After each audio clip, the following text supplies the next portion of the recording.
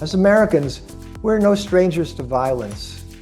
Unfortunately, every week, if not day, an unthinkable tragedy happens and our society collectively gasps in shock and exclaims, "Not again." But after a brief period of mourning and outrage and statements of "never again, this has to stop," our attention and the news cycle moves on. Remember Dylan Klebold at Columbine High School, Swing-Wei Cho on the Virginia Tech campus, James Holmes and the Batman movie massacre in Aurora, Colorado, Adam Lanza at the elementary school in Sandy Hook, and Shane Tamura in the Park Avenue building where the National Football League offices are located, which was less than a mile from where I live.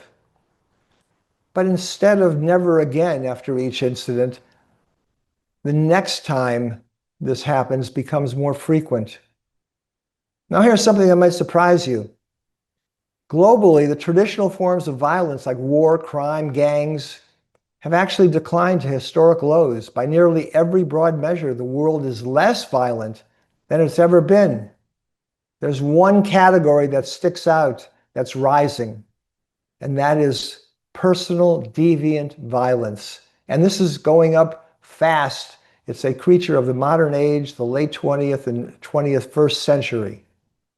The violent acts are carried out often in a theatrical or an imitative or a vengeful manner, or sometimes they're just incoherent and nihilistic, destruction for destruction's sake. Now, no country on earth experiences personal deviant violence more than the United States. On April 11th in New York City, in Grand Central Station, one of the busiest transit hubs in the world, at 9:40 in the morning, a man entered the station and attacked multiple people with a machete. He was behaving erratically, called himself Lucifer, and was eventually confronted and then shot by the police when he refused to drop his weapon. His name was Anthony Griffin. He had 3 prior arrests, but he had never been officially diagnosed with a mental illness, never flagged as an emotionally disturbed person. But the people who knew Anthony saw something else, a man who was unraveling. After the death of his mother, Griffin descended into alcoholism. He couldn't sleep, and he even developed seizures. He was a man who, by all accounts, those who watched him, was coming apart. And he received no help for his struggles. If he had, the results would have been different.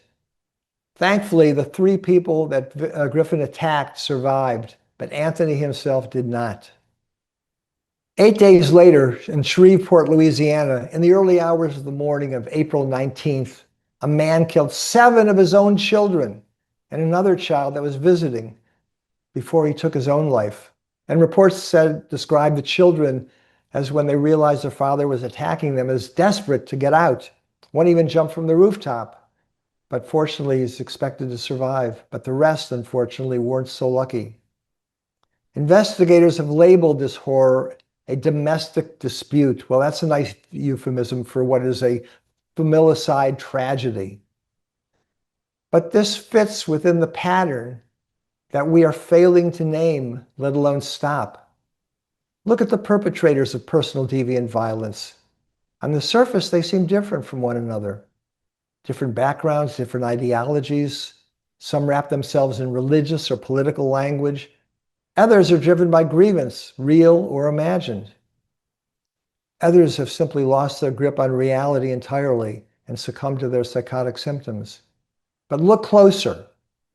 Beneath those surface differences lies a shared architecture of distorted thinking, emotional dysregulation, and irrational magnification of grievance, and the erosion, sometimes gradual, sometimes suddenly, of the internal and external constraints that keep people in civilized society from acting on their worst impulses.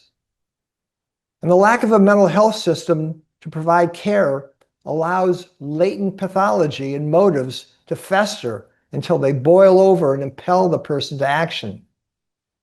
Added to this is America's media culture, which amplifies outrage and rewards spectacle. There's an online ecosystem that can accelerate radicalization and imitation and an unprecedented society which we allow access to lethal weapons far greater than any other country. The result is this unique American cocktail that makes personal deviant violence far more prevalent in our society in the United States than in any other place in the world. But this epidemic is not inevitable, it's not random, and it's not simply the price of freedom or an accident of fate. It's a pattern, and patterns can be understood and recognized, and they can be changed. Every few weeks, this country reels. We grieve, we argue, we move on. But what if moving on is the problem?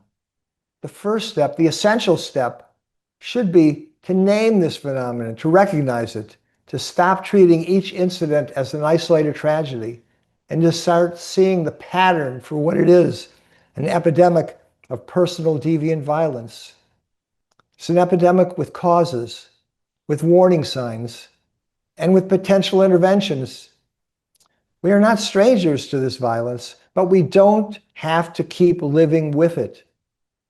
We simply need to understand this pernicious phenomenon for what it is, to recognize it, and put preventive measures in place that help and at the same time deter potential perpetrators. Let's commit ourselves to stemming the rising tide of personal deviant violence. Till the next time, this is Dr. Jeffrey Lieberman, and this has been another Shrink Short.